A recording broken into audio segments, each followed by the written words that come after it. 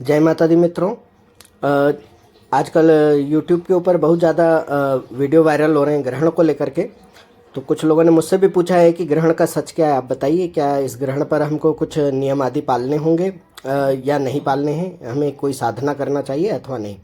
तो करते हैं हम इसी विषय पर बातचीत। पहले करते हैं मातंगी माँ की आराधना।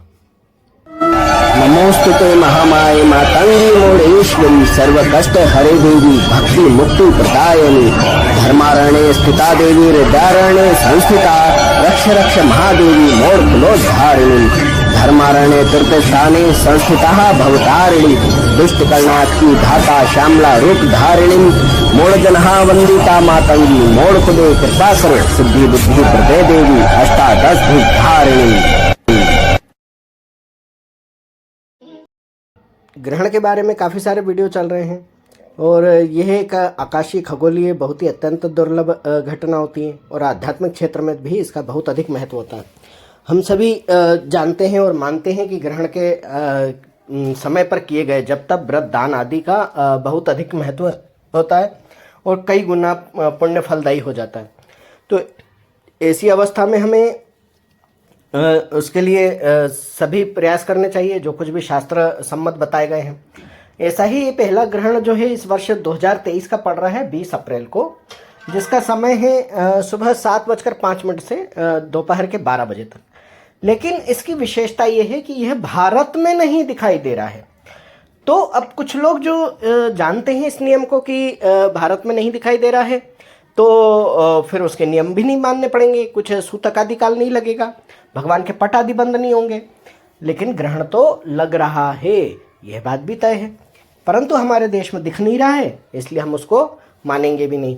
जैसा कि सूतक का हमेशा नियम होता है कि मृतक से संबंध हो या मृतक के परिवार में जब आप जाते हैं तो आपको सूतक उसका लगता है, यानी कि आप उसकी सीधी रिश्तेदारी में नहीं है, अड़ोसी पड़ोसी हैं, कोई मित्र हैं, पहचान वाले हैं, तो जब तक आप उसके घर नहीं जाएंगे उस दिन का विशेष सूतक आपको नहीं लगता जब तक कि आप स्नान न कर लें। और ठीक इसी प्रकार से यहाँ माना जाता है कि सूर्य ग्रहण जिस क्षेत्र में लगता है सूतक आदि का विचार वहाँ पर किया जाता है। तो सूतक आदि कुछ नहीं है और ग्रहण की कोई धार्मिक मान्यता भी शास्त्रों के द्वारा नहीं बताई गई है ऐसी स्थिति में। परंतु जो नित्य की साधना पूजा करते हैं, सेवा करते हैं, जो साधक हैं, जो समय समय पर अनुष्ठान आदि करते रहते हैं, वे इस अवसर का फायदा उठा सकते हैं। क्योंकि ग्रहण भारत में नहीं दिखाई दे रहा है परंतु ग्रहण लग रहा है। वही हमारे सूर्य देवता हैं, वही राहु, वही केतु, जो धार्मिक मान्यता के अनुसार कहे गए हैं। तो आप अगर उस टाइम पर कोई साधना करना चाहते हैं तो आपको पूछने की आवश्यकता है कि आप वैसे भी कीजिए, क्योंकि ग्रहण नहीं होता तब भी तो आप कोई ना कोई साधना या मंत्र जाप आदि करते। तो आप आगे पीछे समय ना करते हुए ग्रहण काल के समय कर लीजिए। आप इन 5 घंटों का सदुपयोग कीजिए, इसमें आप जितना ज़्यादा जाप कर सकते हैं उतना कीजिए। देखिए, जाप कभी भी निष्फल नहीं होते हैं, पूजा भक्ति सेवा भावना कभी निष्फल नहीं होती।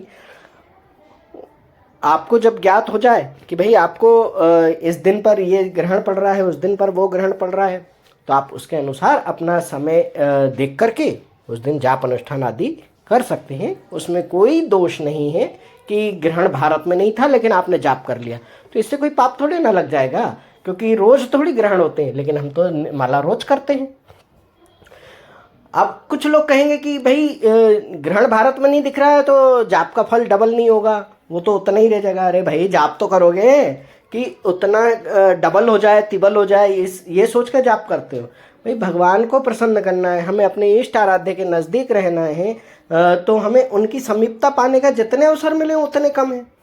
तो हमें उस अवसर का उस तरीके से देखते हुए जाप अनुष्ठान करने में कोई दोष और कोई बुराई नहीं है। उम्मीद है, आशा है कि आपको यह बात समझ में आ गई होगी। और इसी के साथ आज का ये वीडियो हम समाप्त करते हैं। जय मोड़ेश्वरी, बोल बम। ओम मणिक्यमणावप्लालयन्तीं मदालशां मंजुलभागविलासां महेन्द्रनीलं द्युतिकोमलांगी मतं कन्या मनसा स्मरामि।